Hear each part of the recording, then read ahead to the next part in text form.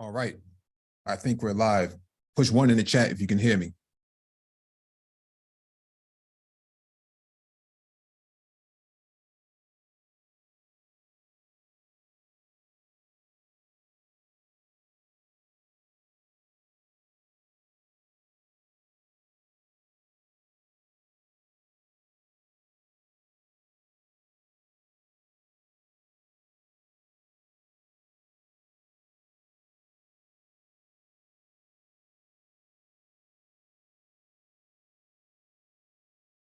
All right, got a confirmation. Thank you for the confirmation. Welcome back to the Black Brain Trust. This is episode 799, Black Politics. Please hit the like button as you come in, share the video if possible, and hit that notification bell so you get all the updates from the Black Brain Trust.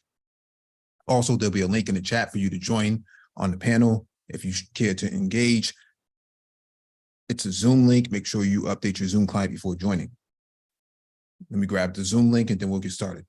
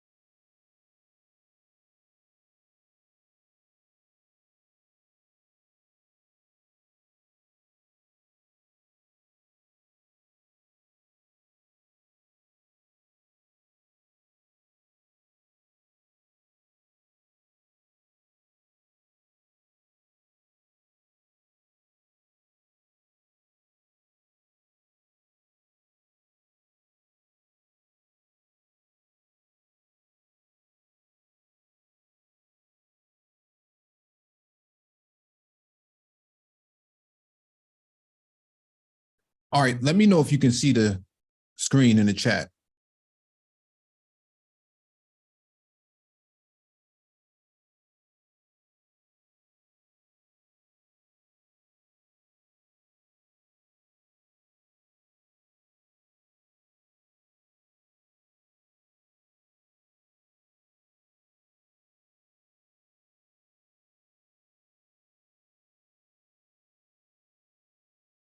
Yeah, push one in the chat if you can see it.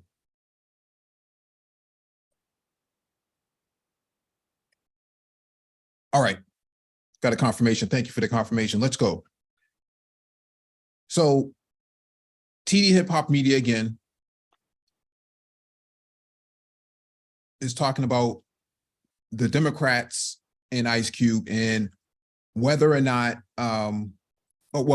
IceCube was justified in his rejecting of dealing with Kamala Harris when reached out.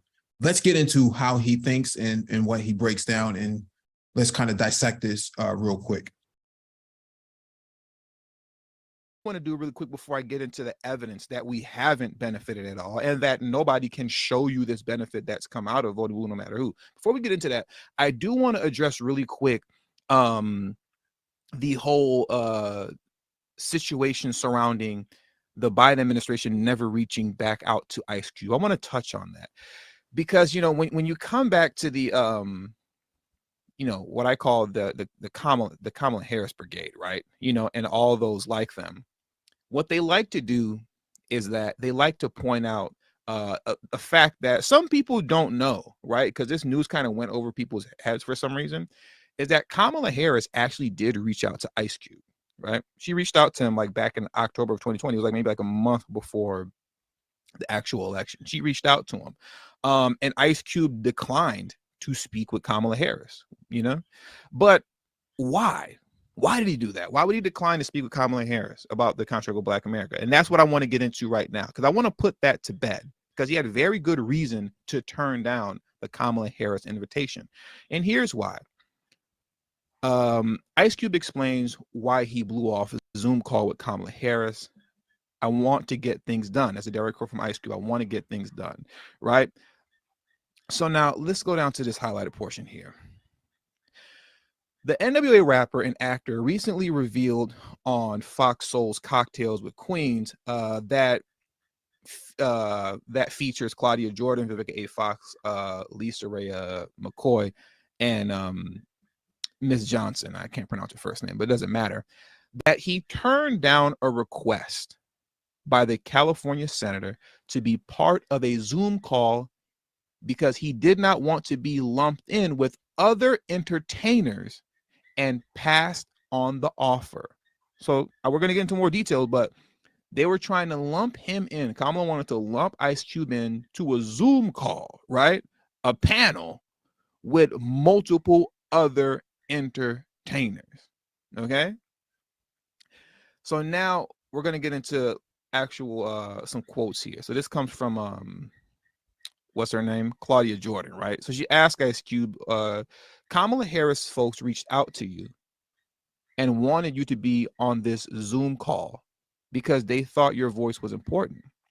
Why did you choose not to participate in that? Jordan asked. Now here's IceCube's response. Excuse me.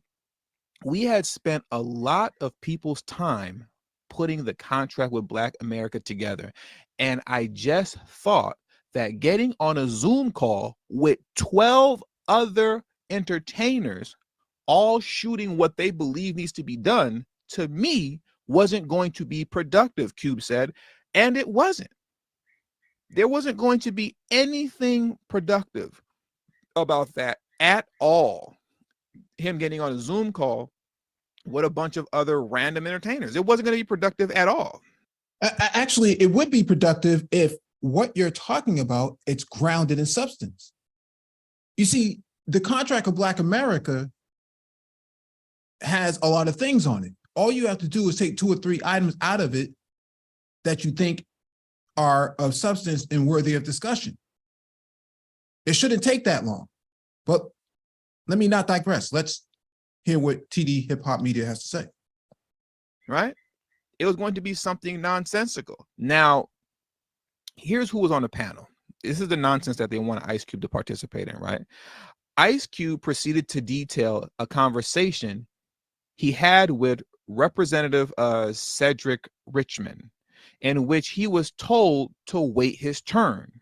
Richmond contested that narrative on Monday, but IceCube persisted in his version of events. And here's Cedric Richmond, if you all don't know who he is.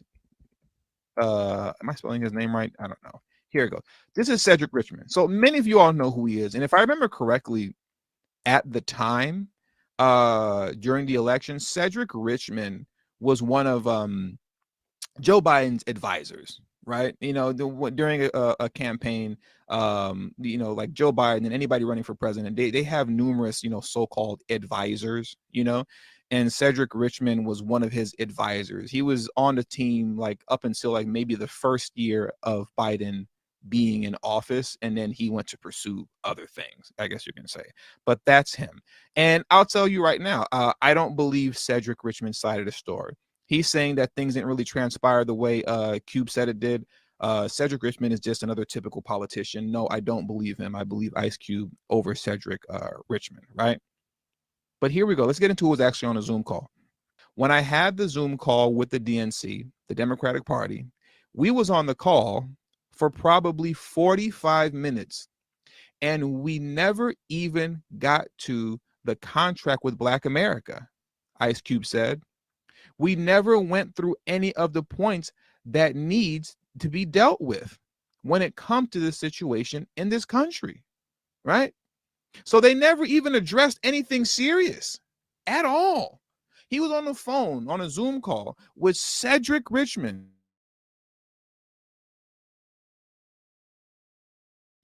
for 45 minutes.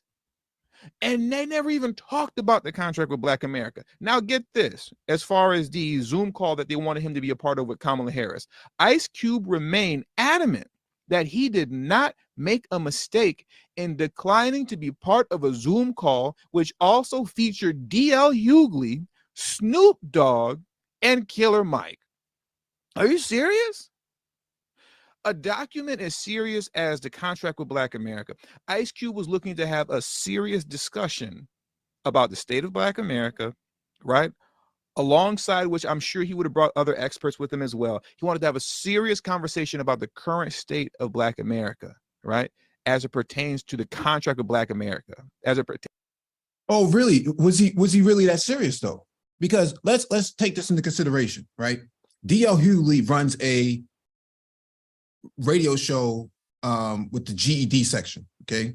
Putting people, giving people political literacy and historical knowledge on things that are happening in modern day, okay? He always does this almost every day, I think like 5 or 6 days a week, okay? Snoop Dogg is a very influential person within the media, and so he can get messages out. That's kind of what Snoop's, role is, but Snoop also plays significantly other roles because he has a lot of nonprofits in California that work on Black community issues and the Black youth, okay? Killer Mike has the Greenwood Project, Greenwood Bank, which is a neobank that focuses on serving unbanked people or underbanked people within the community. So they have a role here. They're not just entertainers in that regard. In that context, they're not just entertainers. They're entertainers at the broader level, but in this context, they're not just entertainers. They actually have a significant role to play here. So let's hear what TD has to say. As it pertains to his document, The Contract with Black America. And what Kamala Harris wanted to do is have him on a panel with DL Hughley and Snoop Dogg. I'd be offended. Honestly, I would be highly offended if I'm coming to you with an actual properly made Black agenda and you're telling me, hey, you got to hop on the Zoom call with DL Hughley and Snoop Dogg. That's the only way we can talk. That's nonsense. It's disrespectful. What's wrong with working with other Black men? He's an entertainer. What's wrong with working with other entertainers? Harry Belafonte worked with other musicians and other entertainers during the height of the civil rights movement. So what are we talking about here? In fact, they funded a lot of the movement. Okay, let's not digress. Let's keep going. Disrespectful. It was Kamala Harris's attempt at killing multiple birds with one stone just so we can say we got the IceCube problem out of the way. That's all that was. They tapped her on the shoulder and said, "Hey, listen, can you deal with the whole IceCube thing for me? Let's get it out the way. But we don't respect you enough to actually deal with you one-on-one and discuss this. So we're gonna have you on a panel with DL Hughley and Snoop Dogg." I would be highly offended, and I would have rejected the offer as well. Right? IceCube proceeded to say, "I don't feel like I made a mistake. I made a mistake for not being on the call with Senator Harris," and he didn't make a mistake. He didn't make a mistake at all because it was disrespectful, right? So you're more worried about the disrespect than actually getting a conversation started. You see, this is the issue with this whole IceCube effect, that it's melting. You see, IceCube doesn't have any credibility outside of making movies and hip hop. And so what a lot of Black men are gravitating towards is this avatar of masculinity going to talk to people who are in positions of power, such as Kamala, such as Biden, such as Trump, so on and so forth. They believe that this is, he has all of these great intentions. But if that was the case, why not entertain the discussion? Right? Because we know he went in other places and had hour-long discussions about the contract with Black America and could not actually articulate it well, right? So let's go to the Roland Martin incident, okay? This happened at the same time. When he rejected Kamala, he went to Roland. But let's hear the discussion with Roland, because this is very important. America wants. Well, IceCube is one of the folks. He's more than a rapper. He's more than an actor. He's more than a philanthropist. He also cares deeply about the issues facing Black people, and he has really been locked and loaded for the last several months. If you follow him on social media, when it comes to what's been happening in the streets, police brutality, other issues, he joins us right now from the West Coast. IceCube, how you doing, man? Yeah. What's up, Roland? How you feeling, man? Man, feel great. Glad to have you on the show. Let's get right to it. When did it hit you where you said, you know what, I've got to do something. I've got to help put something together to help our people? I had thought of a piece of what's now called the Contract with Black America. I had thought of a piece of it called the American Jobs Pact, where it was just a great, program where industry could work with the community and government. And so, I was working on that idea for a while, and then I ended up getting into the big three. And, to start a league, a pro league from scratch, it kind of, monopolized my time. So it really took me away from it. And, we're 4 years into that, and that's rolling. We didn't get a chance to play this year. So I had a lot of time on my hands. So with this situation with George Floyd and where the country is now understanding how much we need reform everywhere, overhaul, reconstruction of everything. I started thinking, with, a bunch of smart people, and we said, let's think of something broad. Let's look at all the areas where systematic racism or systematic exclusion is keeping us from having generational wealth.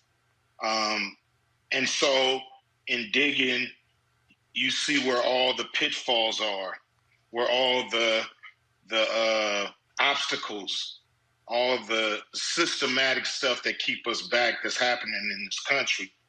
And so that's what really started, us thinking that we need something broad that we can ask government and the private sector to be a part of. How do you respond when people say, man, look, I'm not trying to listen to some entertainer talking about these policy issues. You shouldn't be addressing this stuff. I shouldn't have to. Really, I shouldn't. But, somebody's got to, set something in motion that's more than just, reforming one thing like the police. You reform the police, and if you leave the prison system in place and the justice system in place, it's not going to matter. We're getting it from all ends, so everything has to be reformed at the same time. Of course, we welcome smarter people to come look at what we got and build off of it. This isn't IceCube's contract with Black America. This is a contract with Black America. So anybody can help us make it better. We're not legislators, so we don't have to take it the whole way. We just got to present what we believe we collectively need and the change that we collectively need to get a foothold in this country. Because the whole thing about, it's all about education. You pull yourself up by your bootstraps. If you don't have no boots, you ain't got no bootstraps. And we ain't got no boots. We need some boots. Well, folks, pull ourselves up. Well, folks always love to use that phrase, the bootstrap, but the reality is white folks didn't pull themselves up by the bootstraps. They received significant governmental assistance. Dr. King talked about that when it came to the land that was distributed all across this country, and we talk about the resources as well. But again, that's just one of those phrases that is always used to make black folks believe that we have to do everything ourselves, as opposed to, even now, you look, we're sitting here having a conversation, over this digital platform. The internet wasn't created by the private sector. Government created the internet. That's how Mark Zuckerberg is rich, and the guys who own Google and the rest of all these tech CEOs. This was a government creation. Without a doubt, the government just pulled $3 trillion out of a hat. And they bailed out a lot of big major companies, but how many black companies did they bail out? That happened under Trump. You didn't go to Trump with those questions. You're going to everybody else in the Democratic Party to have that conversation, but you're not having that conversation with Republicans or Trump himself. This is the gaslighting that goes on with folks like Cube and people who support him. Okay. We see this all the time in the manosphere. All the smoke for the Democrats, none for the Republicans, none for Trump, nothing to say about it. $3 trillion went to 99% white men. Okay. You know, we're 13.5% of the country, give or take. So we deserve 13.5% of that money to go into our communities to help us get a foothold. You know, the wealth gap is 10 to 1. Every dollar that a white family has, a black family has 10 cents. This doesn't make any sense. This idea that, well, we should make the percentage of the $3 trillion 13% because black people make up 13% of the population. This is stupid, because if you're trying to close the wealth gap, you're not going to be able to close the wealth gap by giving black people 13% of that $3 trillion. Okay. It doesn't make any sense. If white people make up 50, 60% of the population, then how are you going to close the wealth gap with 13%? And it's not getting closer, it's just getting bigger. So, you know, that has to stop, change, and reverse. We have to catch up. And we will never catch up at this pace. It's designed for us not to catch up, and we got to break that design. How many government contracts go to black contractors? Yep. We should be getting 13% of that. Well, this week on the show, I've been calling out Young and Rubicam because they control the contract when it comes to getting the word out about the census. That's a more than $300 million contract. $100 million that was supposed to go to black media and has gotten pennies. Now, they finally are responding to us, but the fact is, I had to call them out, put them on blast on social media. That's the kind of stuff that should not happen. And the reality is, we see this all across the board. And not only that, when we do get a contract, they devalue the black business or the black consumer, and so they'll give us even less when it comes to that contract than somebody else who is appealing to a white audience. So even when we do get a contract, it's still less. You know, they got 1,000 games, and we sick of the games. You know, it's time for them to give us our just due. You know, this is something we're owed. This isn't something we're asking for or begging for. We give all that tax money to the government, and all they do is give it to their friends. You know, money don't trickle down. It always trickles up. It always trickles up. So you have to pump in cash to the bottom so it can pump up, because it will. Because everybody gonna go buy something they need from somebody rich, probably, that has a lot of it. So that's just how it is. This trickle down stuff, it never reaches us. It may trickle down, but it never gets to the bottom of that pyramid where we are.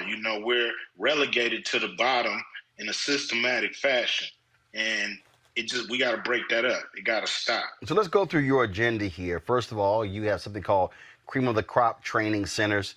You also talk about mandatory community volunteering, teaching workforce discipline, living stipend. I mean, you go on and on and on. And so going through this, how comprehensive did you want to be? Because earlier you said, look, you can't just talk about police reform, but then, of course, you're still dealing with the building of jails. And so how comprehensive did you want to be and get with this?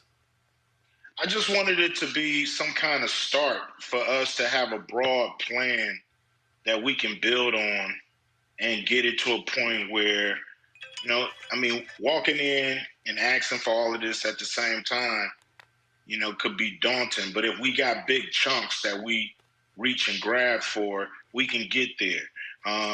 So it's a process. Like, I'm not trying to be a politician. I'm not trying to run for nothing.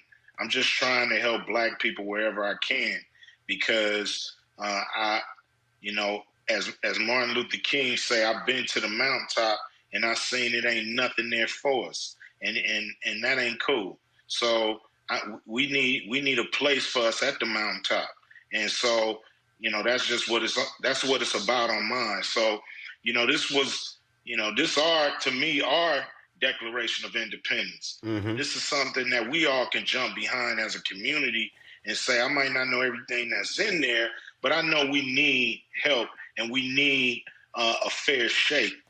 It's not asking for much. 13.5% of the country belongs to us, and we're not getting that. And if we got it, white folks probably wouldn't even see us because we'd be in our own communities having a good old time, and we'd probably, they'd probably be, showing up to where we at. So that's just the real. We gotta get this. We gotta get what we owe, and that's just it. You call this the case for neo-reconstruction, and this is what you lay out. Neo-reconstruction is an aggressive initiative meant to redress past wrongs systematically imposed on Black Americans economically throughout many generations, wrongs that have had a severe negative impact on African Americans both economically and educationally. The specific case and plan for neo-reconstruction is presented later in the document. You say a commission will immediately be formed and empowered to quickly put the plan into action. Separately, a plan will also be devised to make Native Americans whole within the same timeline. Black Americans will be compensated for the value of work contributed by their ancestors, while Native Americans will get back the true value or land promised to them in various treaties.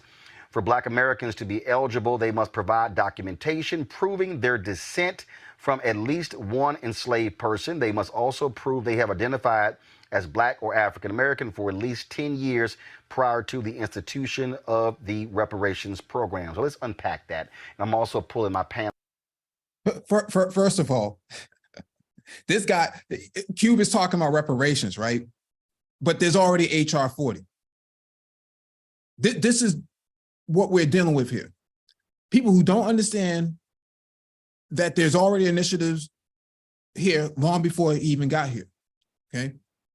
HR 40 came out in 1989 or 1988, okay? It's 2020, it's actually 2020 during this conversation. Why didn't Cube do the research on this before? Okay?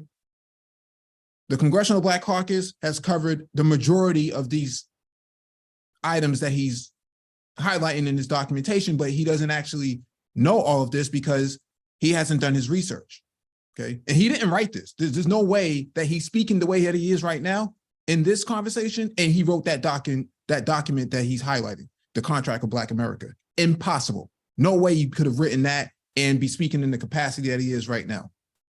In just a second as well, so y'all get y'all questions ready. First, I call this the third Reconstruction. We've seen so much movement happening after the death of George Floyd. The first Reconstruction took place, of course, 1865 to 1877, which W.B. Du Bois, documents in his book, Black Reconstruction. Then, of course, you get the second Reconstruction that took place, which is really 1954 to 1968 or 1970, where the Black Freedom Movement is, of course, that was a focus.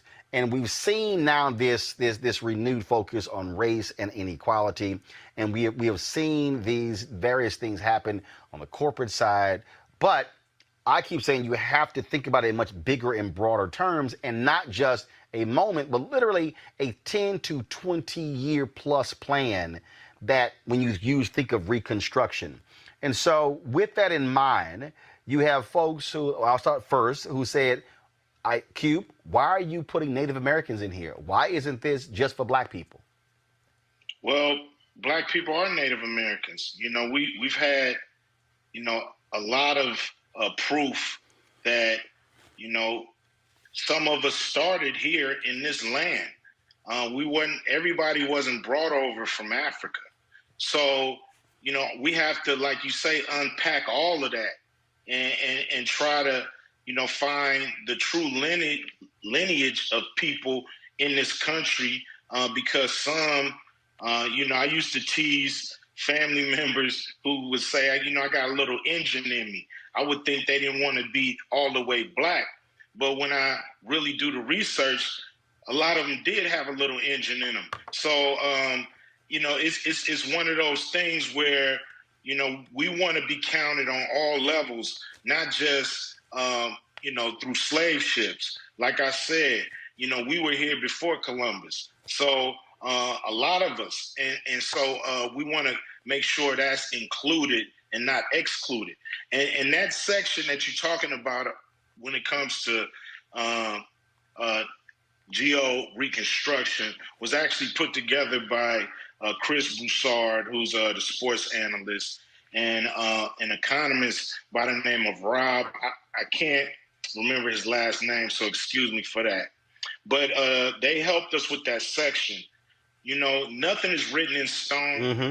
Everything can be, there's, to me, smarter people who've been working on this their whole life, their whole career, that can jump in and give us a better way to get to, the promised land, so to speak. But, like I said, this is just a placeholder for us to be able to build on, a foundation for us to be able to build a beautiful house on. So, nothing written in stone. It's all open for debate, but we have to present a broad plan to America for us to be able to take broad steps and not just get these crumbs. You say also to be eligible, we must provide documentation proving their descent from at least one enslaved person. Isn't that also difficult when the problem is, for many of us, we can't prove lineage because of documentation? Yeah, I'm pretty sure there's, a few different ways we can figure that out. Like I said, that's just one way. I'm pretty sure smart people can get together and we can figure out 10, 12 different ways to figure out, if you were not a descendant of slavery, I'm not sure if you should participate in this. So, we got to figure that out some way, somehow. That's just one suggestion. Got it. I want to go to my panel now. I want to bring them in with their questions. I will start off with the head of Afro-American Studies at Howard University, Dr. Greg Carr. Thank you, Roland. Brother Cube, man. Hey, how you doing? You took me back. All right, bro. You took me back to 1991, man, on a death certificate, on the death side, a bird in the hand. Man. Anybody want to Anybody want to know about reparations? They can start with that 2 minutes and 18 seconds, brother. You laid out just how we got where we got to get. So where we are now. But I want to say this really reads like a political tract. In other words, a kind of declaration of independence of sorts. And so rather than to get into details, and I saw it's got to leave comments, I'm going to be leaving some comments, brother, and we'll work out some of this stuff. Anything we can do to help, we'll do that. And I saw you got my man Derek Hamilton involved. Good brother. Yes. He was at Ohio State. Now moved to the East Coast. So you got some of the best minds in the country on it.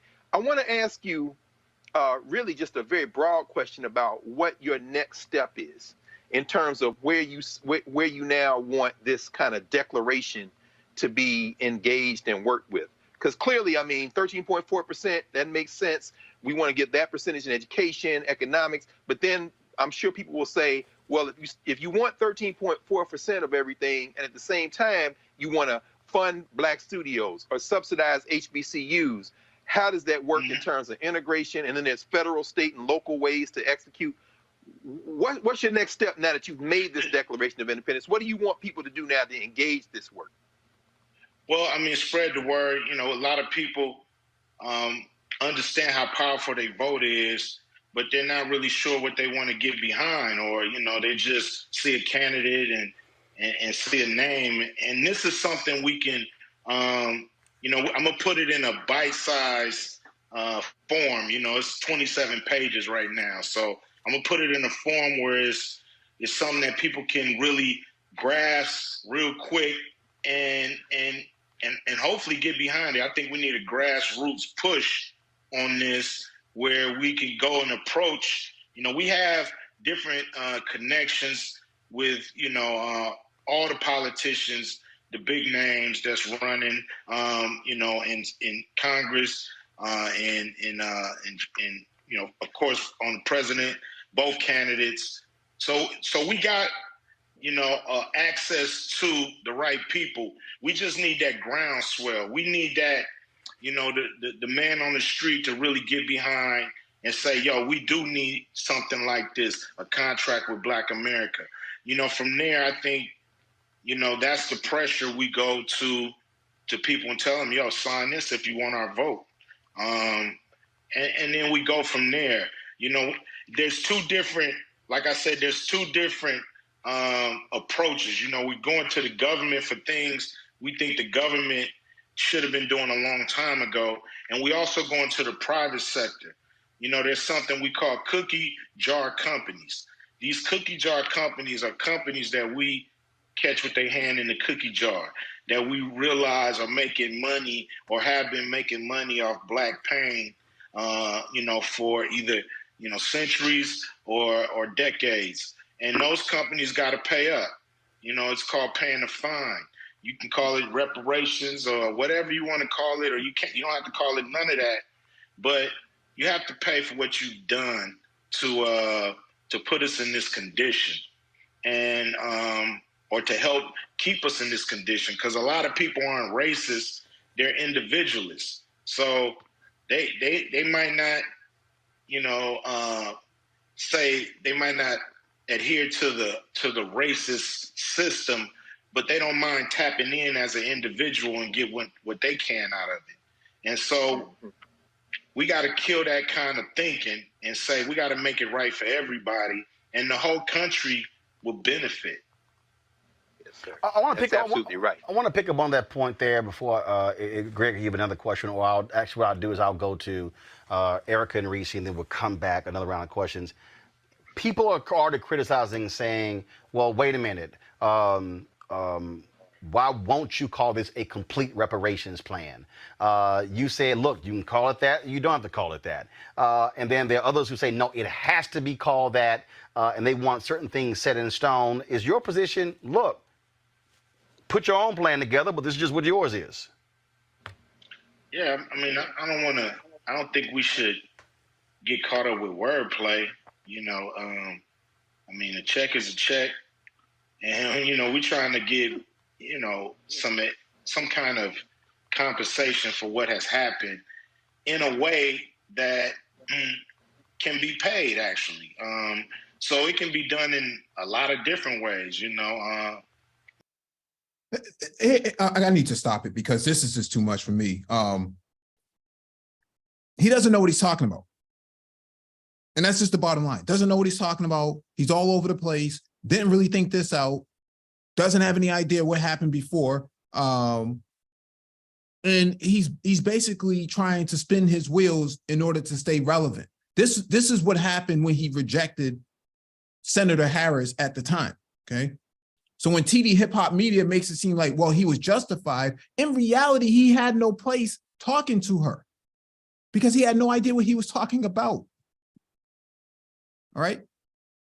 This is the madness that goes on with, all these anti-Democrats, all these Black men who say, well, we shouldn't vote for the Democratic Party. Well, okay, all of this documentation that he has to go into legislation. It has to be proposed by some elected official. Which elected official is going to propose these ideas? Is it going to be a Democrat or is it going to be a Republican? Because if that's going to be the case, and you say, don't vote Democrat, who on the Republican ticket is going to support any of these ideas? Because as it stands right now, they don't support any of these ideas. If they're banning books in libraries, if they're banning DEI, which is what Cube's contract with Black America is a DEI document, okay? If they're banning, what do you call it? Gerrymandering and getting people out of the vote, out of the their ability to participate in the democratic process, who in the hell are you going to talk to on the Republican ticket? It doesn't make any sense. But there's a lot of guys in this space and in Black YouTube who think that Cube has this brilliant idea, but they themselves can't articulate it. Cube can't even articulate it. Okay? This is what we're dealing with here. So when you want to talk about, well, he was right for not working with Kamala Harris at the time, he was right for not working with Democrats. Okay, so now how are you going to get that piece, any of these ideas with the contract of Black America into legislation? Who are you going to work with now? Because as it stands right now, she went from senator to vice president. Now you're going to talk to. Oh, Democrats didn't reach back out to me. Why would they reach back out to you? You already blew them off. According to TD Hip Hop Media's excerpt that he read, he already admitted to this. So what are we talking about here? This is the madness that goes on when people want to play the middle and not take a side, not choose a side, but they want to act like, oh, I can just kind of, be an independent. You can't be an independent on this, bro. Can't be an independent on this. Links in the chat. If you think you can defend IceCube, come up here and do it.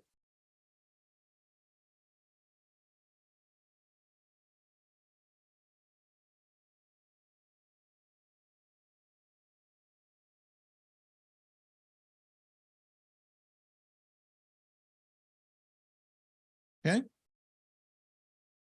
Come up here and do it. Cube couldn't do it. Cube had every opportunity. He sat in front of Roland Martin for a whole hour and could not articulate how this should work and who you're going to work with. He talked about reparations, didn't even realize there was First of all, NCOBRA already exists. NCOBRA is the National Committee on Reparations, the Reparations Council. I think that's what it's called. Okay. They already have NCOBRA.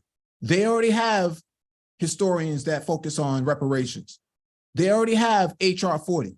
All of these things exist. Know why Cube didn't actually talk more at length about it? Didn't even know about it. So he's supposed to be the guy that's supposed to talk to Senator Harris at the time. How's he going to talk to her when he doesn't even understand it himself? Now that she's VP, that's even worse because you still don't have an idea of how this works. Okay?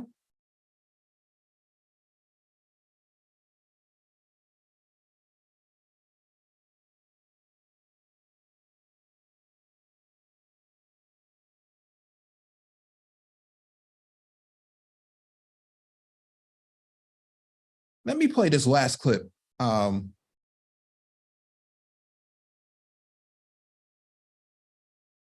Let me share my screen real quick.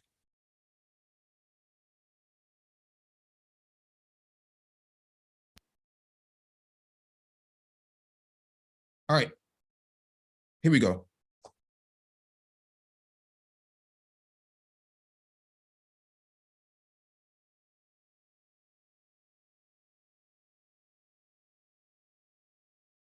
Let's start this way. When they say you worked with them to develop the Platinum Plan, what does that actually mean? What did you do? Who did you talk to?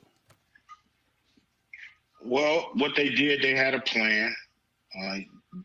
Their plan is the Platinum Plan. My plan is the Contract with Black America. So they had their Platinum Plan, and they saw things in the Contract with Black America that were directed, directly to Black Americans and not just to all minorities. And they asked to speak with us. I always told everybody, as soon as we finish the Contract with Black America, or not finished because it's still a growing document, I told everybody that I was going to meet with both sides, and I don't know why they didn't believe me. This is not a partisan issue. It's actually a bipartisan issue. And we have to. Okay, if it's bipartisan, who you going to work with on the Republican ticket? Who you going to work with? Still haven't heard. All the smoke for the Democrats, nothing for the Republicans. Talk to people who have the power to make things happen. Now, they asked to speak to me so I can explain some of my concepts of the contract with Black America. Who is they? Was it Donald Trump? Was it his campaign team? Was it officials in the White House? Who's they? I've never met Donald Trump a day in my life. Got it. And I've never been to the White House. Okay. So it was people on his campaign. This chick who put out the tweet, it wasn't her. I never met her either. I don't even know who she is. Katrina Pearson. You don't know who that is? Never met her? No, I've never met her. Okay. But the thing is this.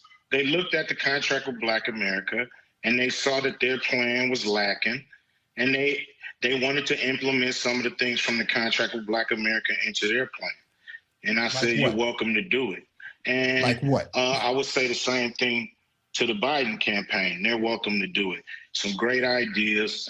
I haven't, seen too many people disputing the contract with Black America. Everybody understand that it's needed and it's necessary. So I don't mind anybody in the public sector or in the private sector using parts of it, asking me about it, asking for me to understand, what am I talking about when it comes to trying to not count us as minorities, but to count us as, pretty much a protected race. And so I think we're being buried under a lot of words like minority and people of color and things like that. Now, their plan is still their plan. It's not my plan. Their plan, like all of them, don't go far enough. All of them can be better, but these are just the facts of what happened. This is the Biden campaign basically said, we love 85% of your plan, but we want to talk after the election.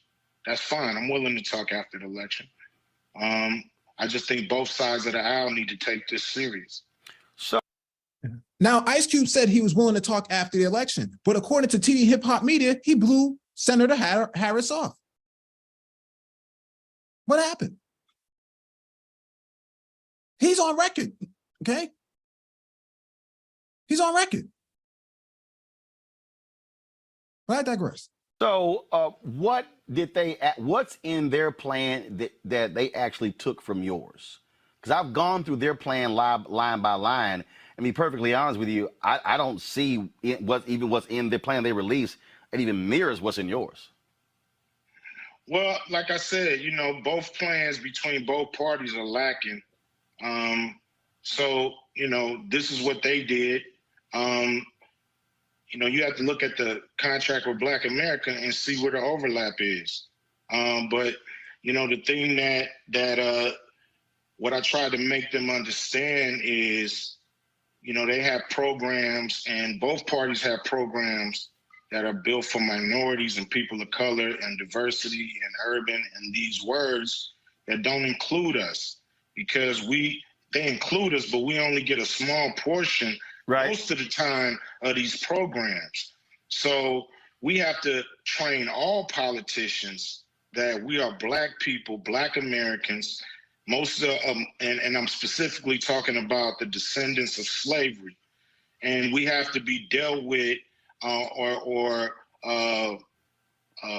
concerns have to be rectified as that and not as a blanket thing with all other minorities. That puts us under 100% of the population here. And I don't know if we can ever get up out of that. But with your contract, it lists these 13 different points here. And again, in their plan, what do you see in the Platinum plan they released that mentions that mirrors anything that's in yours? You got, if I'm looking at it, agreeing to direct VC money to Black investment companies up to $40 billion.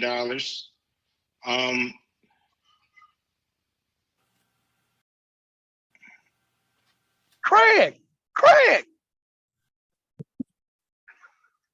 See, a lot of people have been talking about this $500 billion. That's not going to Black people.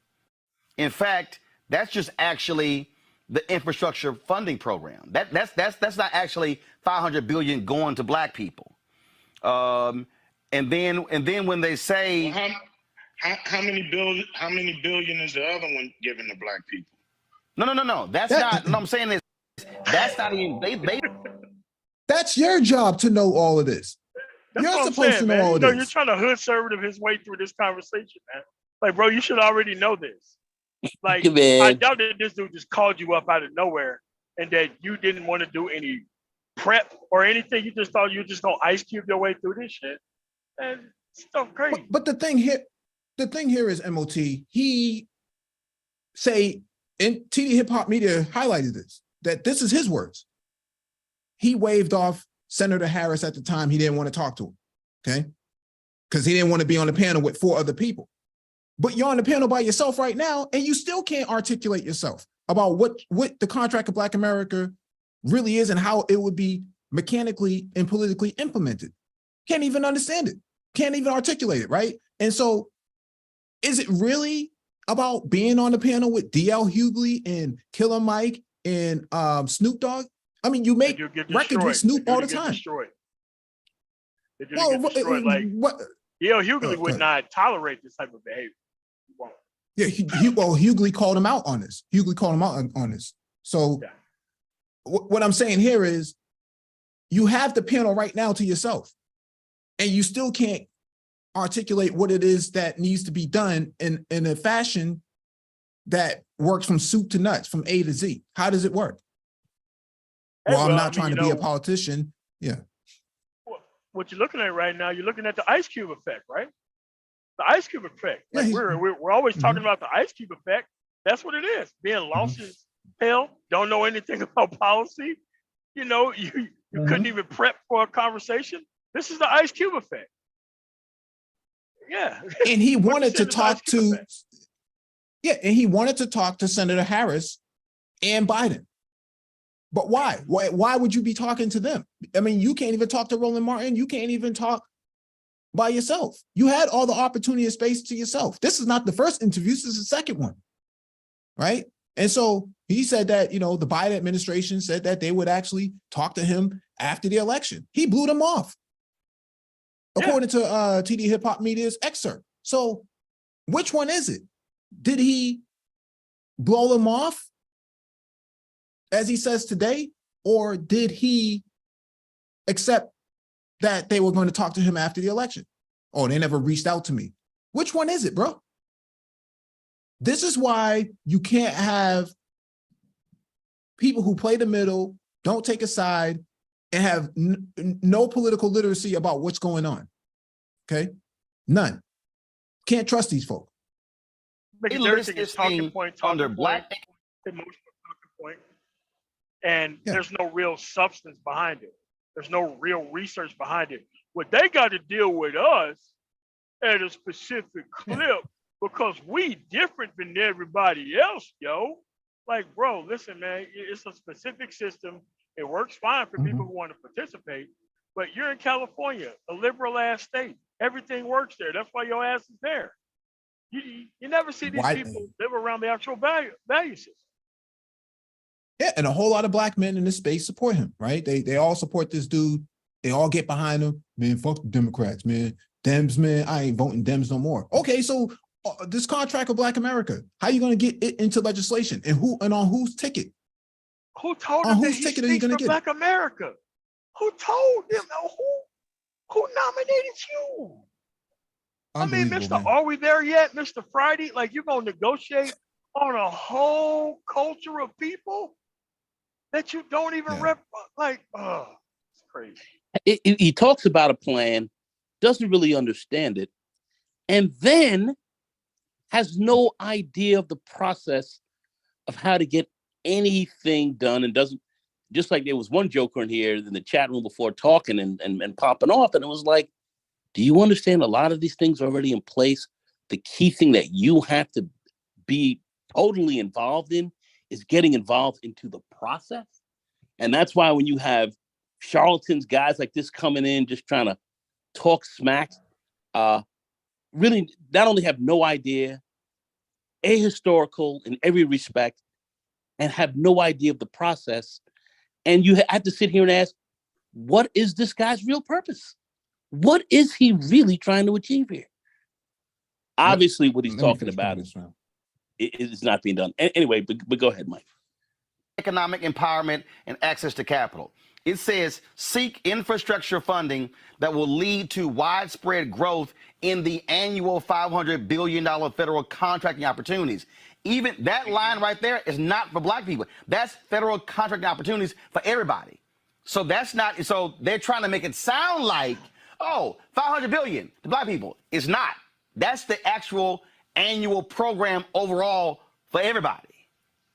Yeah, I understand what you see in that, but it's really up to us to try to direct that money to black people. Right. But there's a difference. If we're not in contact or not talking to the or a certain administration, because we're on another team and they win, then what do? Just sit back and wait? Oh no. I agree with you 100% on that because all of them got flaws in their plan. All of them got holes in their plan. Like I said, they put out this stuff, not me. Right. I'm just trying to find and told them what I think. And so from there, they ran with it and did what they wanted to do with it. That's not really my concern. My concern more is making sure that both of these candidates understand that this money has to be directed to black people. It's a lot of language in both plans that are iffy, tricky, and are there really to make sure we don't get the money. So it's really up to people to engage and make sure that that money go where it's supposed to go. But, I agree. We've been lied to for a long time, for 400 years or more. And so, one thing I know is we have to do something different. And, one thing is never being too one-sided, hard-headed, proud to speak to whoever's in power.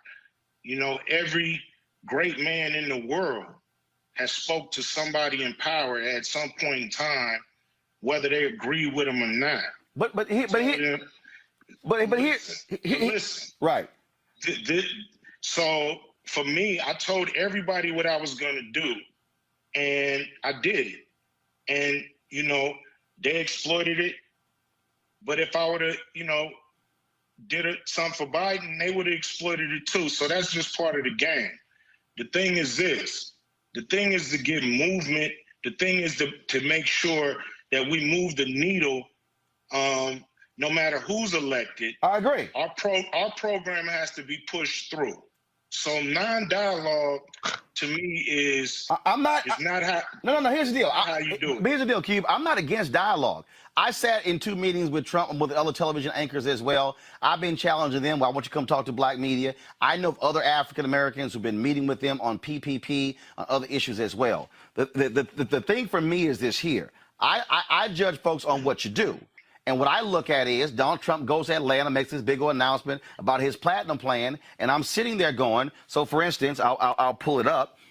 When I see this plan, and then I see in here where he goes, make Juneteenth a national holiday. Well, first of all, that could have happened in July, but Senator Rob Johnson of Wisconsin still have been blocked in the Senate. Donald Trump said nothing, tweeted nothing, did nothing. He said in here also about the anti-lynching bill. Same thing. Senator Rand Paul of Kentucky stood up, blocked it in the Senate. Donald Trump said nothing, did nothing. He in here talks about prosecute the KKK and Antifa. Hell, when they had the debate with Joe Biden, he tried to shut Joe Biden down when he was quoting Christopher Wray, the FBI director, who said the greatest threat of terrorism in America is white domestic terrorism. But the thing is, when I was sitting here, and again, I looked in May.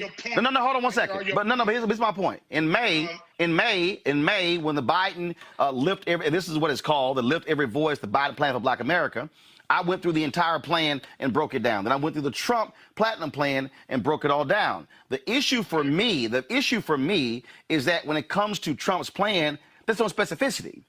There just simply isn't. Even when you talk about programs, when I will say when I go through Biden's program, when he's talking about state small business credit initiative, expand new markets tax credit, improve and expand the SBA programs that most effectively support black-owned businesses, and laying things out that are specifics. That's the deal. I'm looking at a 22-page plan from Biden and a 1-page plan for Trump, and I'm sitting there going, and I went through Trump's plan. I'm like, there's nothing there. It's a lot of words. Not really, because it's only 1 page. But the deal is, I'm like, dude, you being the president, you want to make this whole deal how you ushered in economic prosperity, which really all started under. And here's what kills me. A lot of black men got behind the platinum plan. Sure It was did. 1 page and they still didn't read it. Still didn't read it. Now they say, well, you know, did the Democrats have a plan? Yeah, Lift Every Voice was the plan. Lift Every Voice was the plan. 22 pages of it. Like Roland just said, it was the plan. Well, why didn't anybody get back to Cube on contract with Black America? Because they already had their own plan. Who is Cube? Who is IceCube? Yeah. Why would you invite this guy in to keep renegotiating with him when he represents nothing, read nothing? Yeah. Like, it's like, dude, dude, you mean to tell me it's Black America? IceCube is the best we can do when it comes to negotiating for things? IceCube? Now, there are specific individuals who actually love the fact that Cube is doing it. These are black men that you shouldn't follow for any reason. The hip hop, the entertainment, and the stagnation crowd love the fact that this guy got in there, supposedly wagged his finger. Nobody's meeting with me. That's how it works. If you don't follow the process, and he did not go talk to his local people, he skipped over those people and just like, you know what, yada yada the actual process. I'm just gonna go in here and do my own thing. Okay, well, you know what? A lot of people did their own thing. Photo op, they got nothing out of it. Whose fault is that? Yeah. No, it's just that, you know, TD Hip Hop Media, you know, who is a subscriber to the channel and he has come on our panels before, seems to think that IceCube not talking to Senator Harris at the time was a great move by Cube. Okay, so how are you going to get any of this legislation passed? At the end of the day, how are you going to get it passed? Because you just heard Senator Rand Paul filibustered the anti-lynching bill, okay? Something that would have greatly protected Ahmaud Arbery, okay? You had Juneteenth as a holiday, and Ron Johnson in Wisconsin blocked it. So all the things that are on your agenda are being blocked by Republicans.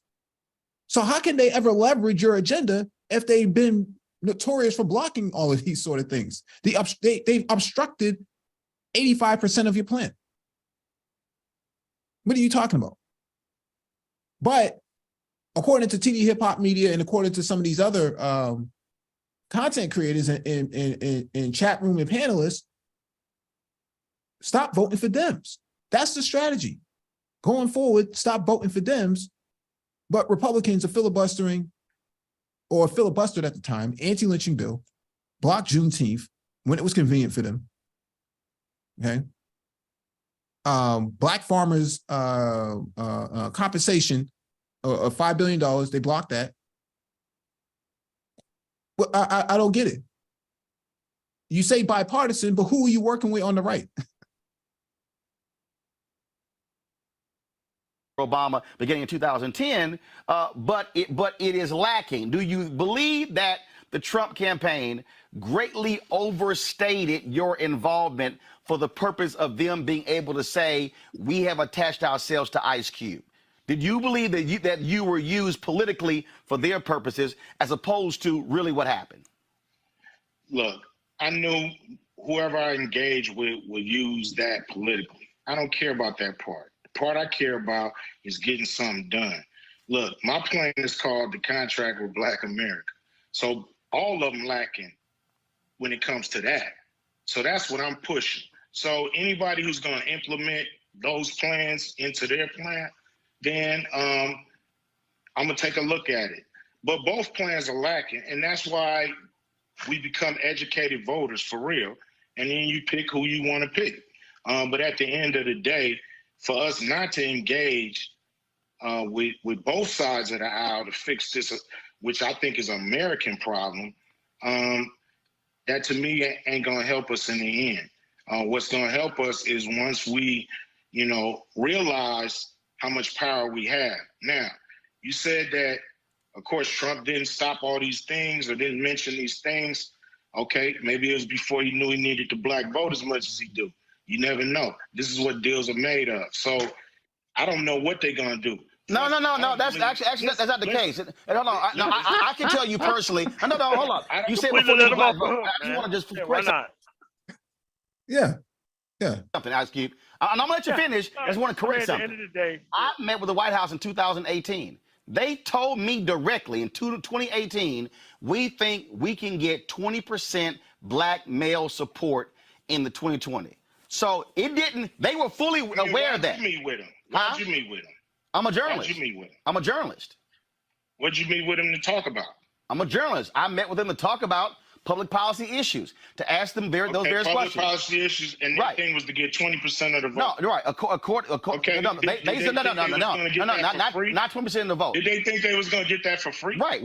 This is what they said. They said they believe they could get 20% of the black male vote, and they specifically said they were going to use criminal justice reform and economic policies. Why did they think they can get 20% of the black male vote? Why do they think that? Because they said they think that they can appeal to disaffected black men. They said point blank, they know black women don't like them. Why can they appeal to that demographic?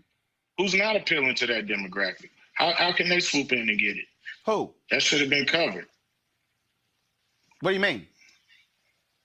This is what I'm asking. How can they swoop in and get something that's supposed to be covered? Well, first of all, that's not the case because in 2012, ain't nobody trying to explain this to you. Romney, there was a 9-point gap between black men and black women who voted for Obama and Romney. In 2013, with Trump and Hillary Clinton, that expanded to 13%.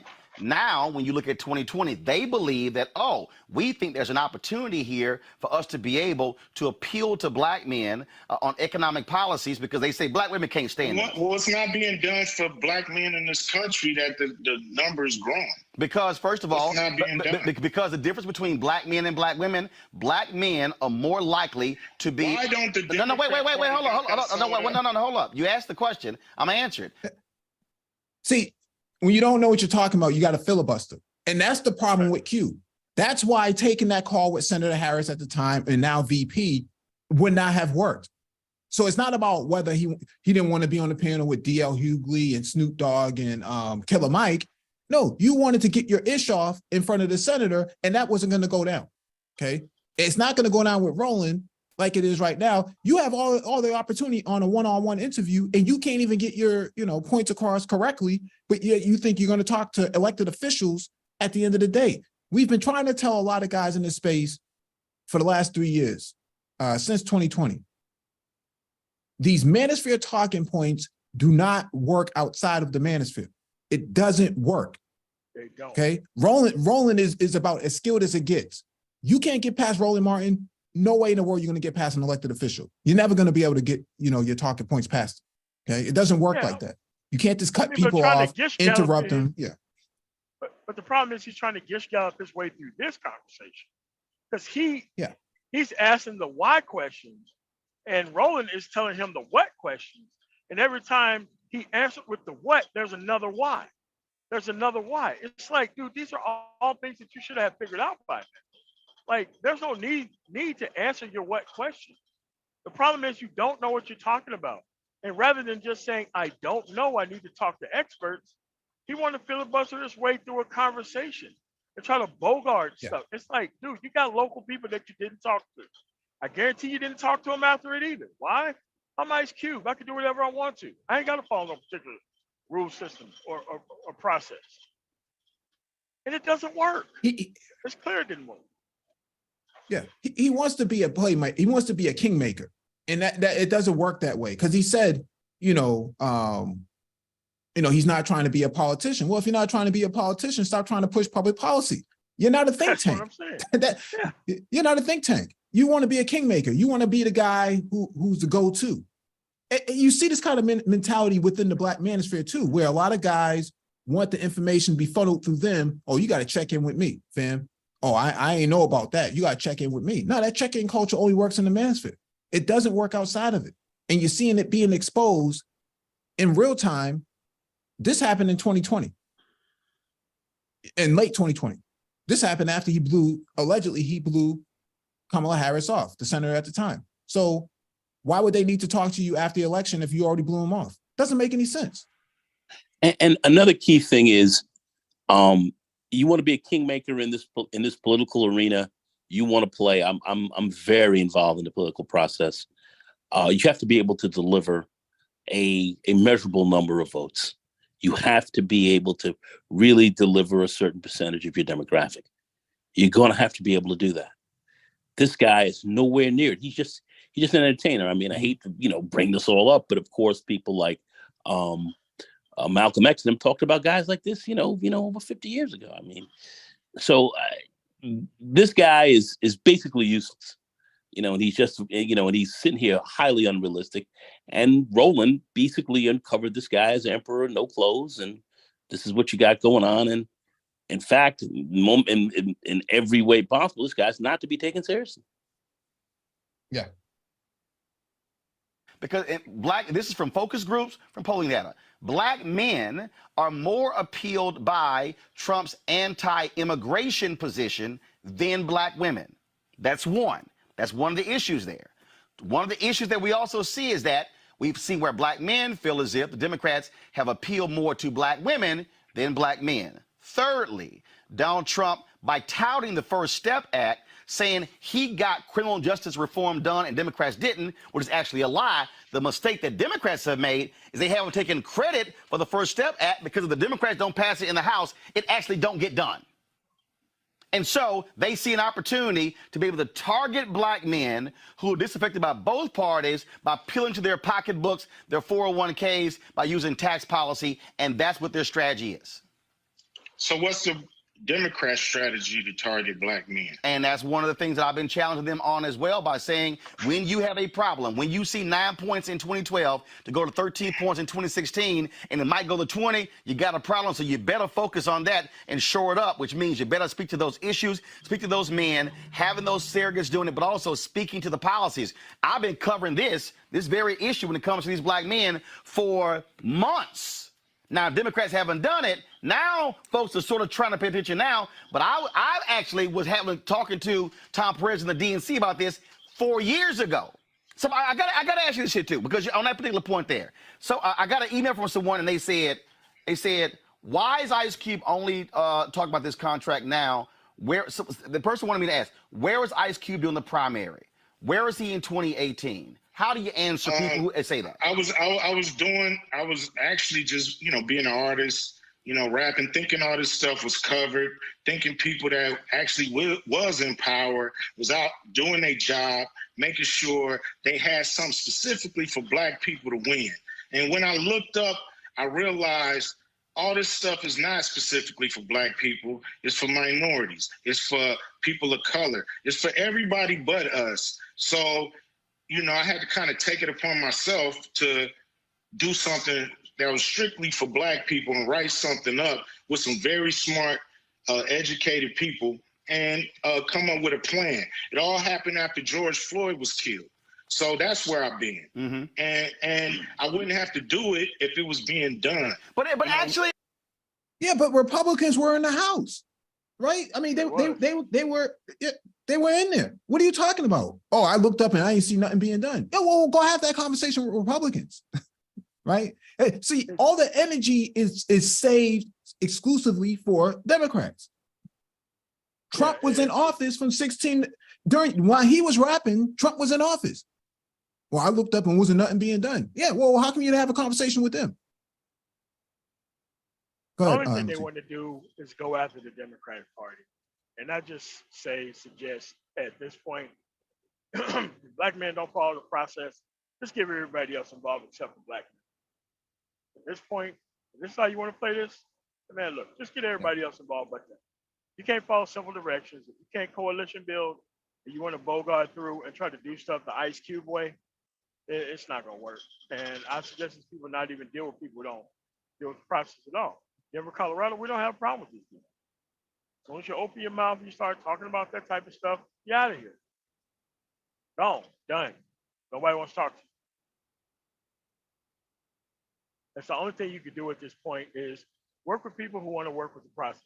People act like they're in the middle or on some type of side. If they don't understand that the Republicans have blocked the George Floyd Justice and Policing Act, why are you even talking to these people? About what? They're going to turn around and stab you in the back the moment they get a chance. Why? They think that they're playing this game where they got all this leverage. No, you don't have any leverage. You don't. Yeah. Yeah. Where has this contract been? You know, since the 60s. Since the 60s, we've had over 7,000.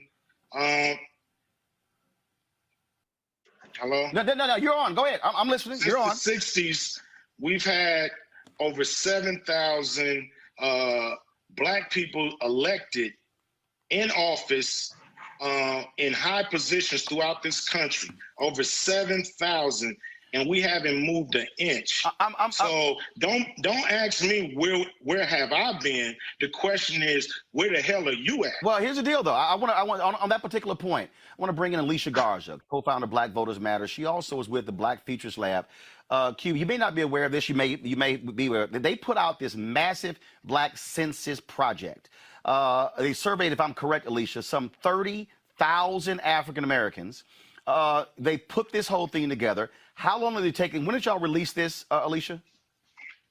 We released it in 2019. So Cube, here was this initiative that they put together, and I would love. And again, when we had you on last time, and Reese was talking about the lack of stuff when it comes to Black women, and you said, "Hey, you love to hear from her." I would love for the two of you to actually talk about this, because both of you want to really achieve the same thing, and that is achieve things for Black people. And so, Alicia, go right ahead. If you have a question for IceCube, Cube, you got a question for Alicia, go ahead. Hey, Cube, how you doing? Pretty good. Good. So, I mean, I guess my first question would be, you know, we're in the midst of an incredible movement moment. Folks are all over the country, have been organizing for over 7 years, if not longer, trying to turn Black Lives Matter into a movement that can impact not just protest, but also policy. I did have a chance to read both versions of the contract with Black America, and I'm just curious, are there activists or organizers in this movement that you've been connected to who have been doing some of this legislative advocacy and policy advocacy work? Yeah, we connected with ADOS, and you know, we helped get a bill passed in California. Governor Gavin Newsom passed AB 3121, which starts the conversation about reparations in California. So we have been connected with, you know, a grassroots organization. We want to connect with as many grassroots organizations who are not connected to any other so-called powers that be, strictly grassroots. And we definitely want to connect with them, people who definitely have no ulterior motives, who really just want to see money get in the hands of the people who built this country and the ancestors and family of the people that built this country. Do you think that Black Lives Matter is a terrorist organization? Because I know for the last year I've been getting death threats. I have security now 24/7 because Donald Trump and his administration has been targeting me and Patrice and Opal and thousands of other activists across the country. I understand what you're saying about trying to talk to the people in power, but I think there is a difference here in terms of who we align ourselves with. And I can't at all say that I take a neutral stance here. You haven't endorsed Donald Trump explicitly, but I am just curious about how you meet those things and how you match those things. How do you put forward a Black agenda with a president that is attacking Black people, attacking Black organizers, attacking Black activists, and literally daring and threatening to throw us in jail for the organizing that we've been doing? Well, you know, I mean, both candidates, you know, have their record of was what they've done to Black people. You can look at them and yeah, but who's actively doing it now? That's what she's asking. I mean, man, she asked you a direct question. What's wrong with answering a direct question? So you can't just thunder your way through this thing. You know, you ask you a direct question, answer the direct question. Stop going off on this both sides tangent bullshit. They asked you a direct question about aligning yourself with people and her being attacked. God, how is he doesn't minimize? Because he doesn't have a direct answer. Oh, let's hear what he has to say. And see him out. I don't think Black Lives Matter is a terrorist organization. You know, so that's what I think. You know, what the president think about Black Lives Matter, you know, that's his personal problem. You know. Yeah, but the point she's making here is Jesus Christ. You can't have a contract with Black America and then have a president attacking peaceful demonstrators in Washington, D.C. It doesn't make any sense.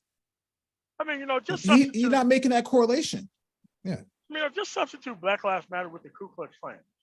Imagine if he said, well, you know what, whatever he thinks about the Ku Klux Klan, you know, that's just his personal prerogative. Like, what? Like, what are you talking about? It's a direct question. It's either you have an answer for it or you don't. No, you just can't yada yada everything when you don't know what you're talking about. Yeah.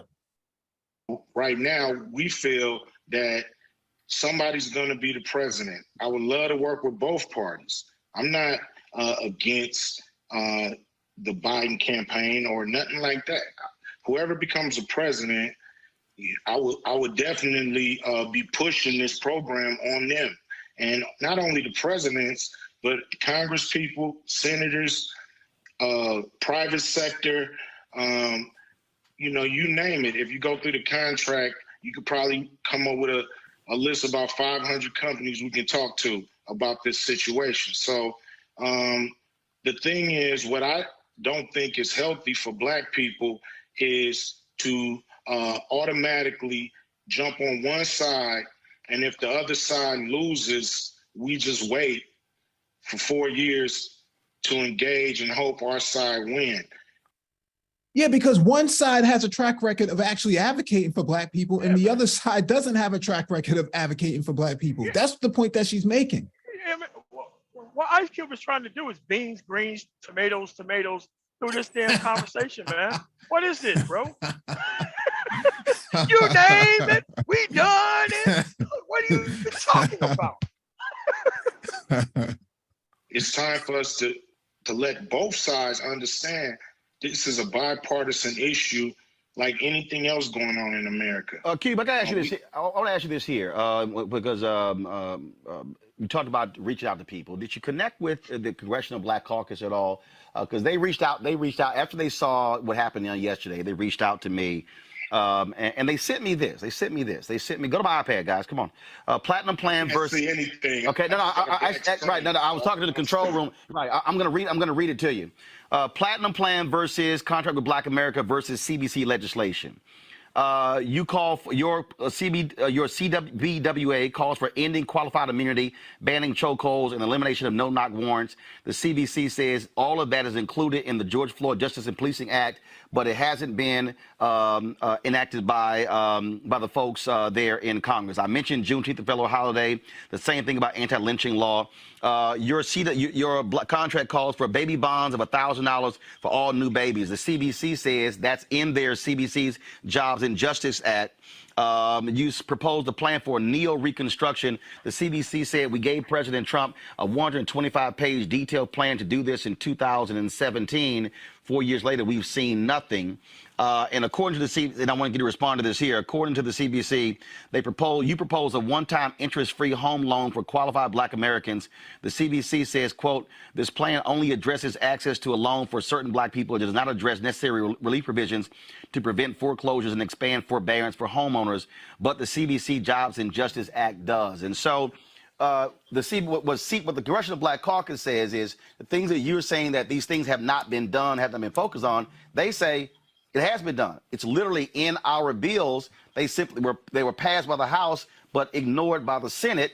the Black Census Project that Alicia was working on, they dropped in 2019. She's saying they have been working on those things. And so just your response to that was, especially with the CBC saying, no, it's actually in our bills that have been passed. But they were passed by the House, but ignored by the Senate.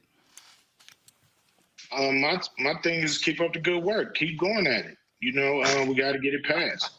There's going to be a lot of overlap because we got good ideas. So that's going to happen. But, until things get passed, they're not passed. So we got to push to get them passed. Alicia, I'm going to bring Alicia in here. I think one of the things that's important. Good work, Mike. I'm going to bring Alicia. Yeah, I mean, that's a really good point, man. Keep up the good work.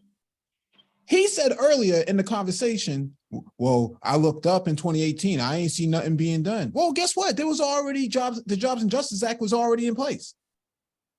Guess who blocked it? Republicans in the Senate. You think your contract of Black America, well, we got to engage both sides. They already engaged the other side and they blocked it. Blocking it. Yeah. What's just the keep up the good difficulty in work blocking understanding it. this? Yeah. Just keep up the good work thanks, blocking it. Thanks for educating. Thanks for the ride, lady. Thanks for the ride, lady. Right? And so this is the problem with the manosphere as a whole, the Black manosphere I'm referring to, right? A lot of Black men in this space, three-letter guy in his cohorts, jump behind IceCube. IceCube said himself, I looked up, I ain't see anything being done. But there were actually things being done, okay? And so you're backing up Cube. Cube doesn't even know what's going on. He puts together a contract of Black America in 2020 for things that were already passed in 2017. Yes. That's why nobody took him seriously. Because he don't read and he don't know what's going on. Right. And then TD Hip Hop Media, I'm gonna refer right back to this, man. He said this, man. Let's go through it, though. Very good reason to turn down the Kamala Harris invitation. And here's why. IceCube explains why he blew off a Zoom call with Kamala Harris. I want to get things done. As a direct. How are you going to get things done if you don't know what's going on? And part of the process is showing up to everything. Yes. Show up to everything. So if Trump would have gave him a Zoom call, you mean to tell me that he would have blew that off too? Like, come on, man. Let's be realistic here, man. Like, this is what happens when you have people who don't know what the process is, who decide what they're going to be a part of or not. When you don't have, which these actual political people would have came to him for free to actually explain to him what's going on. He kept in contact with nobody. He just wanted to do what he wanted to do. It wasn't going to work. Man. From IceCube, I want to get things done, right? So now let's go down to this highlighted portion here. The NWA rapper and actor recently revealed on Fox Soul's Cocktails with Queens that features Claudia Jordan, Vivica A. Fox, Lisa Ray McCoy, and Ms. Johnson. I can't pronounce her first name, but it doesn't matter. Her name is Selena. That he turned down a request by the California senator to be part of a Zoom call because he did not want to be lumped in with other entertainers and passed on the offer. So was that really the case?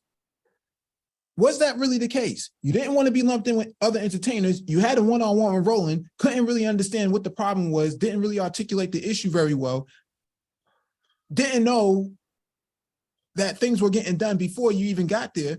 You show up 3 and 4 years late. And, I just wanted to, have a conversation about things that were impacting Black people. That's what the Congressional Black Caucus does. That's their job. 3 or 4 years late with other people's ideas that's already passed. Like, yeah.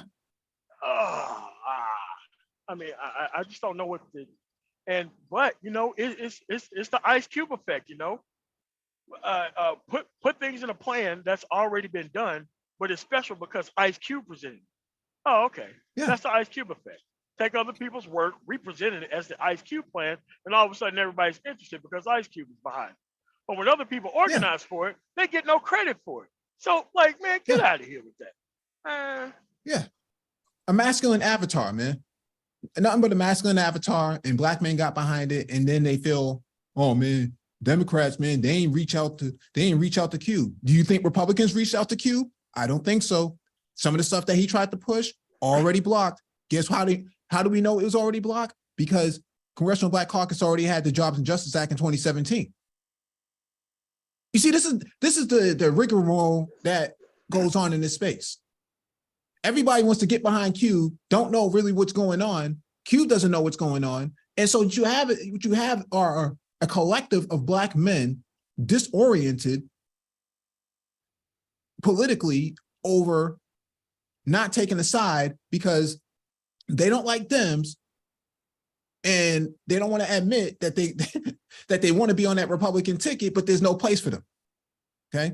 Tim Scott's not pushing anything either. You didn't see Tim Scott get behind the Platinum Plan. Wasn't even asked about it. Yeah. George Floyd Justice and totally Policing okay. Act. That's totally okay. Why? Because we're only going to go to the Democrats and ask them for things, but we're not going to ask the Republicans for anything. Like, this is what I mean by people pushing this type of interference for the right, where they claim like they're helping the left. I'm like, all right, man, I can guarantee you all you guys live in liberal areas. I can guarantee you. But Columbus, Ohio. It's like, oh, well, there are no conservative areas in Columbus, Ohio. Okay, everything is well funded for a reason. Everything works. Why? Capital City, Democrat ran. That's why Yas stayed there.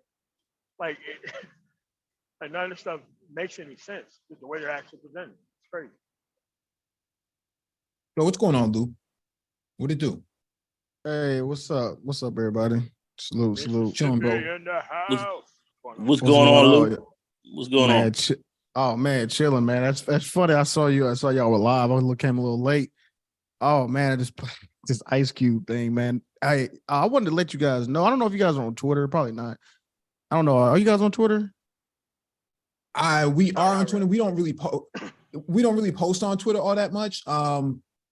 Primarily because a lot of our activity is here. But what about Twitter?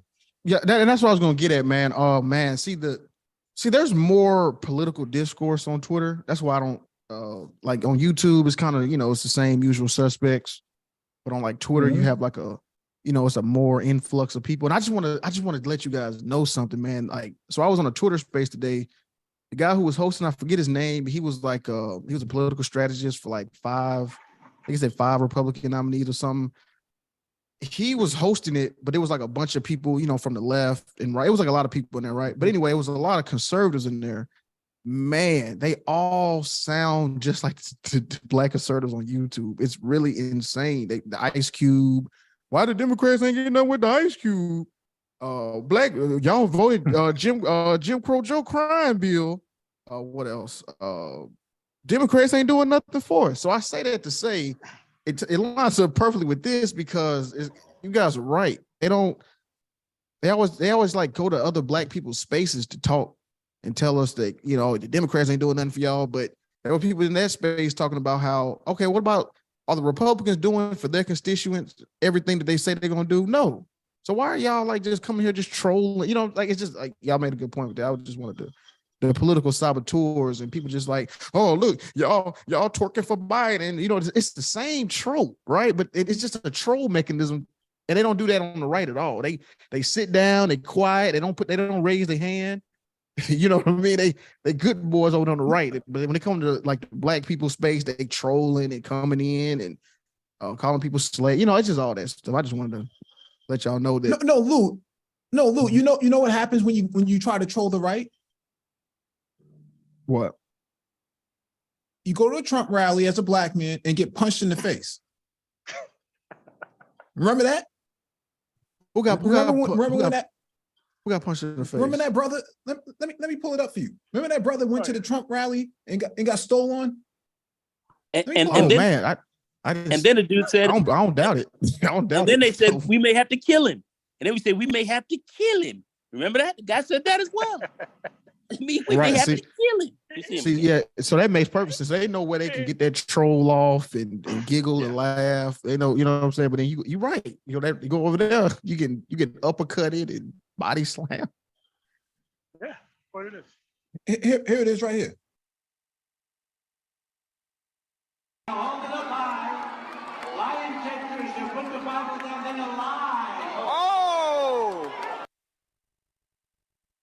Oh, I do remember this. I remember this. Yeah. I remember this. Yeah, you think the manosphere is having this conversation? No, they only want to talk about what Democrats ain't doing for them. See, that's a disingenuous nature of the average African American ADOS, FBA, LMNOP, Legibit, you know, the real Legibits, man. All of these acronyms behind their name, no substance behind them. Black man gets punched in the face at a Trump rally. These guys get behind Trump, but don't get behind black men. Unbelievable. You can't make this up, man. I could see the matter. I could see them making excuses for this. I could see them defending that white man. I could see them making 3-hour streams defending him before they defend that black dude. Oh, why you were so loud? Oh, they loved him for. Oh, they loved that white man for doing that. They loved him for doing it. Hey, you know what I'm saying? To go. Well, he must have been talking crazy. When that white man talking, you better stop talking, boy. Yeah, I literally can see this. I can see streams on that. Oh yeah, they stole on him. I mean, he ain't even doing that. He would have got his camera. But he was on their side. Yeah. And that dude was like on site. Boom. See? Those Negroes loved it. They loved that. Those Negroes loved it. They loved it. And that's the thing, Lou, man. We're in the era of the Bravo Alpha November, man. It's cool, man, to be a Bravo, man. It's cool, man. It's in style, man. It's like, you know, starter hats, man, the snapbacks, man. It's cool. It's back in style again. You know, Cross cats are running around with corduroy. Jabot. Yeah, Jabot. Oh, not Jabos. Running around with corduroy jackets and shit, man, members only and whatnot, man. You know, that's what these guys are up to now, man, in the manosphere. And so when you want to talk about black male progress and 15, 17-point agendas and contracts of Black America, none of these guys are serious about any of this type of stuff, because when policy is on the table, they don't even support it because it's coming from the Dems. But then they don't have any smoke for Republicans. Republicans are the ones blocking all. Yeah, they're the ones blocking all this stuff. Man, exactly. I was on a panel, and we just ended up getting. It wasn't my panel; it was another show, and then we ended up getting on. It was a John Morant thing, and I was making a joke. I was not really. I was kind of serious, but I was like, why the NRA and the Republicans aren't riding with Ja? I was pointing that out, and. You know, then we got on this whole, you know, Obama, Democrats, black people, and all this stuff. So I just asked a question. I said, what would y'all want Democrats and Obama to do for you? What do you like? What plan? What objective would you rather see? I never got a clear answer. I just got he did for LGBTQ more than us and drag queen school. That's all I got. That's the only rebuttal. I didn't get any concrete objective that black people, or at least black people on that panel, what they would want from Democrats. Now that you was ever going to get that out of those people. Because the conversation is meant to go only so far. Like, there's only so far you can take the conversation without substance. And the moment you start pulling up stuff, it's going to be like IceCube. Well, good job on them. Like, no. It's your job to know all this before you even have the conversation. But I keep telling people, if black men don't have political literacy about them, don't bother even talking to them. Because you're talking to a troll or somebody who want to get shit for free without following the actual process. There are plenty of black people out there who just want to show up to vote, who know what the political history is, kind of. You're never going to get anything out of anybody who's trying to leverage the middle. They're never going to get anything from anyone like that, because that person has a vested interest in keeping things just the way it is.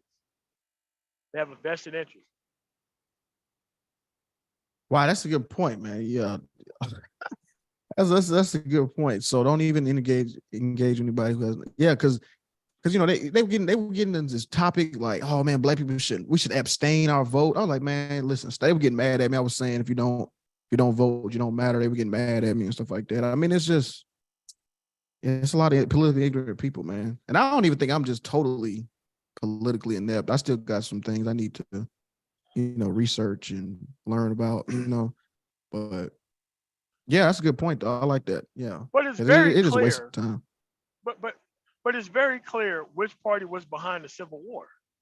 It's Mm, very clear that those blatantly people didn't move. It's very clear that those people didn't want you to have rights now like they didn't want you to have rights then. That's what's clear. It's the same Right. people from the same areas that may be part of a different party, but the people haven't changed. All that. Right. And when people ask me about the party switch, I just ask them this, like, okay, which party is waving the Dixie flag now? And then it crickets. Y'all say the Democrats. Have y'all seen a Democrat today with a Dixie flag? No. Have you seen a Republican with it? All the time. All the time. They were January 6th for one, weren't they? Yeah. Not only that, but made it all the way inside the building with it. Right. So you know what I mean? So yeah, it's pretty. Yeah.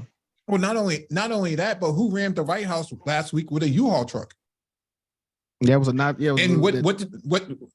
Yeah. Oh, go ahead. I'm sorry. No, go ahead. What were you saying? No, I was saying, who ran the White House last week with the U-Haul truck, and what did they find in it? Nazi paraphernalia. And what did they want to do to Joe Biden? Wanted to get rid of him and Kamala. Okay. But they'll tell you Jim Crow Joe. Really? Sounds like a lot of Jim Crow was happening outside of the White House in that U-Haul truck, man. And you know what's funny to me? When that stuff happens, they don't denounce it. They make excuses and conspiracy theories and say it's the left doing it. Instead of just outright denouncing it happened, they just be like, "Oh, this must be a political." Like they never dissed it. It's just like with that shooter. Like they were doing some weird, trying to say he wasn't. I don't know. That was weird, man. Check this out. The Texas legislature just came up with the consensus on banning DEI in public universities in Texas. So we see Florida, Texas. We see this stuff going down all across the Confederacy. Now, no one's speaking on that. Some of these guys, I guess, maybe some of these Negroes support that. What end? For what purpose? Is absolutely ridiculous. But this is what's going on, and no one's saying anything about it. So you think that this stuff is going to pass muster by their way of muster through these Republicans and these state legislatures, as well as on the federal side of the government, where these people are actively against it. They're actively against it. And these people are not talking about it. You're supposed to sit here and side with that, take no sides against that.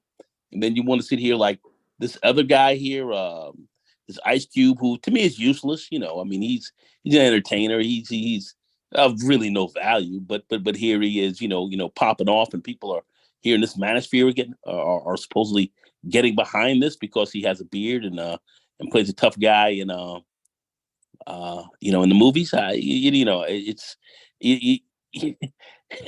give none of this a passing grade, man. None of it. Yeah.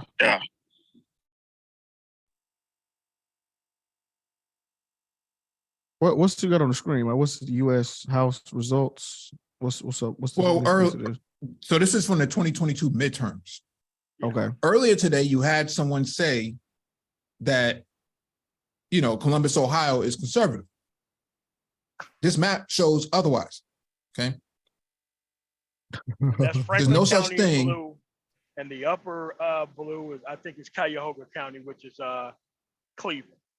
And I'm not sure what that is in the bottom right corner. I have to be honest with you. I have no idea where that place is. Yeah, I was the thing told here Tampa is, was Toledo or Tampa?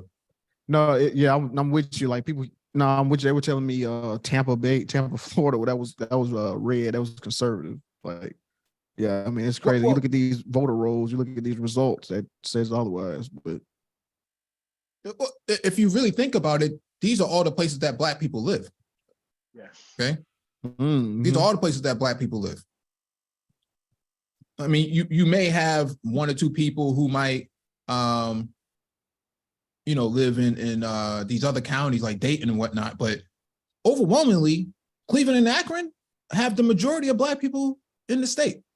They live in blue areas. Okay, Yeah. Columbus, you can argue that too. But for someone to say, that Columbus is a conservative area, nothing conservative politically about it. I don't even understand.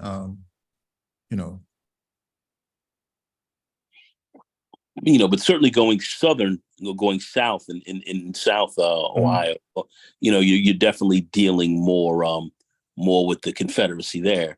But certainly Cleveland, Dayton, or areas of Dayton, Columbus, no question about Akron. Certainly going with Toledo, very, very, very much so. Mm-hmm. And we see, sure. and we see, there's no doubt. And Zoe, can you hear us? Yeah, I can hear y'all. You got any thoughts before we close out on what you've heard so far? Yeah, I mean, so I'll make my points about like IceCube. It's to me, it seems like the manosphere is kind of holding on to something about IceCube. Yeah, he had that plan, but as you broke it down, Mike V, you broke it down how many the DNC was in support of a lot of those points that IceCube point out. But I think the main reason why, a lot of dudes in the manosphere support IceCube is because, I mean, his first couple albums, he was talking a lot about, about that Black power, Black nationalism talk, and they think he's still on that, but he kind of, changed his message with his later albums, and also when you look at it back then, the Nation of Islam kind of called that IceCube because he was like all support of, the Nation of Islam and Khalid Muhammad, but then he kind of shied away from it.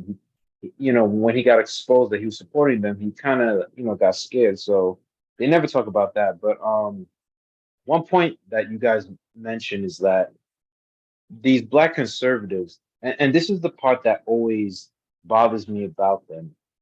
Like when the Buffalo massacre happened, these Black conservatives didn't say nothing.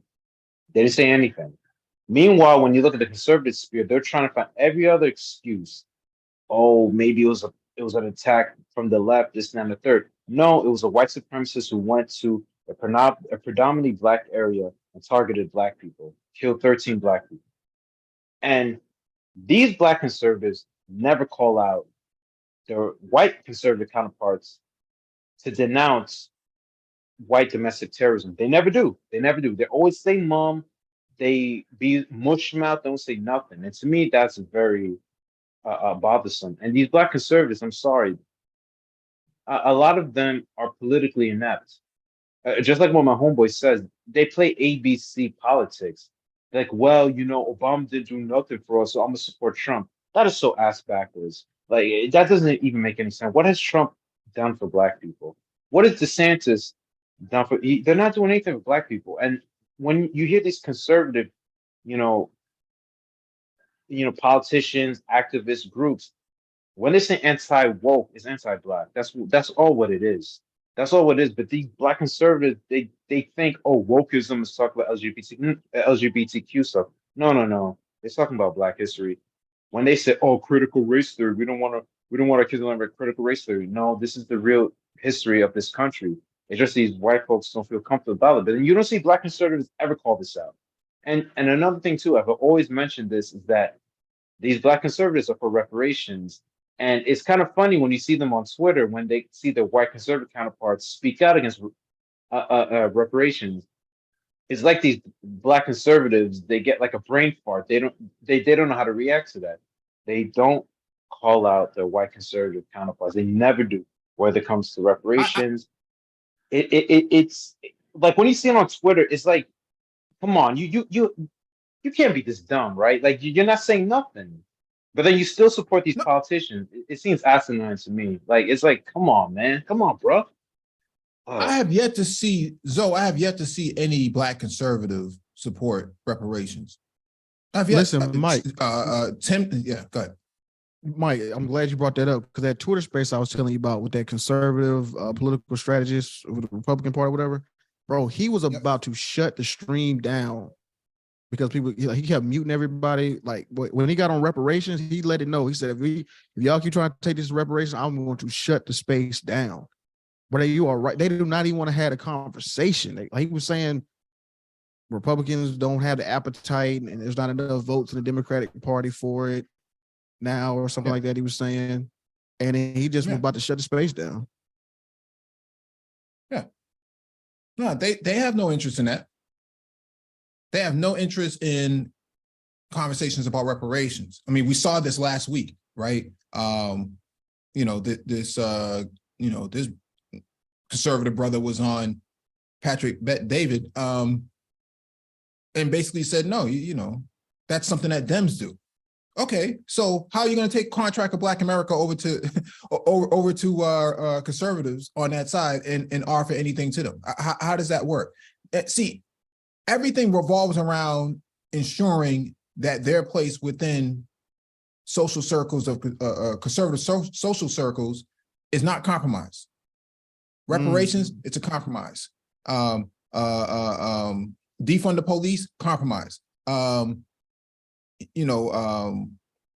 Jobs and justice, compromise. Anything that has to do with advancement of Black people is a compromise to them. So how are you going to get anything done? Exactly. It's always about keeping, it's always about keeping Black men in a complacent place within American society, and then turn back around and say bootstrap policy. There are no bootstraps. Okay, these guys are completely against that. They're completely against that. So exactly. And the crazy thing is, I mean, you see this in the manosphere. Like they push, Trump, they push DeSantis, and the reason why they support these guys because they're trolling the left. They're making the left angry. They sound like these white conservatives. Like a lot of these white conservatives support DeSantis and Trump because they say, they make the left angry. But what policies are they implementing that's for the benefit of the country, benefit for Black folks? None. Yeah. None. These guys are trolling. That's what it is. It's trolling. It just doesn't make sense. Like these Black conservatives want to be pro-Black on Wednesday, but then they want to be conservatives on Thursday. It's just I don't get it. Like they're never pro-Black, Zoe. No, Zoe, they're never pro-Black. They're against pro-Blacks. They consider pro-Black to be the left. Okay. And so their position is get away from race, right? Brandon Tatum, you don't see him running around with no unks or somebody has, I think Nagone has a lot of feedback. No, I was just going to say that they're not about progression at any level. They're about status quo. Keep things the same and see that things don't move. That's their position. That is the conservative position. Do not advance anything. Stay exactly where you are. That's where my little space is. Whatever I have is what I want to keep.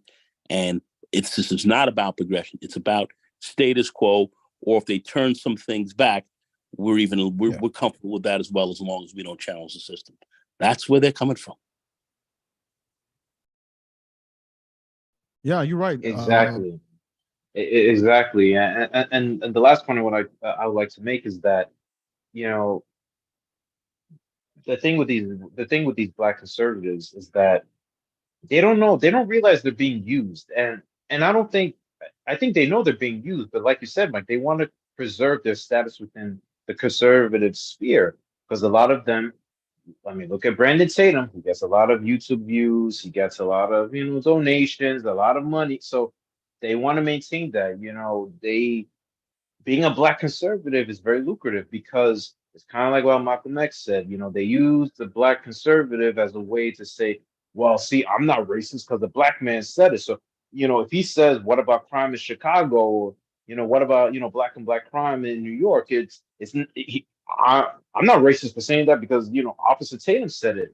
And for them, it's lucrative. It's kind of sad that they sold their soul for the dollar. And that's why you can't really take these Black conservatives seriously, especially the ones, the Brandon Tatums and, all them other ones, because they want to preserve their audience because they're making money off this. Do they truly believe this? I guess some of them do, but it's kind of sad and pathetic that they're willing to sell their soul for the bottom line. It's pretty pathetic. Yeah, I remember Brandon Tatum. He messed up not too long ago. He took the stream down. It was a while. I think it was like a year ago. He was talking about that legalizing marijuana, and he was against it. And them white libertarians in that in his chat, his audience, they were not having that. And he took the stream down. He scurried away. He's never talked about marijuana ever again since that stream.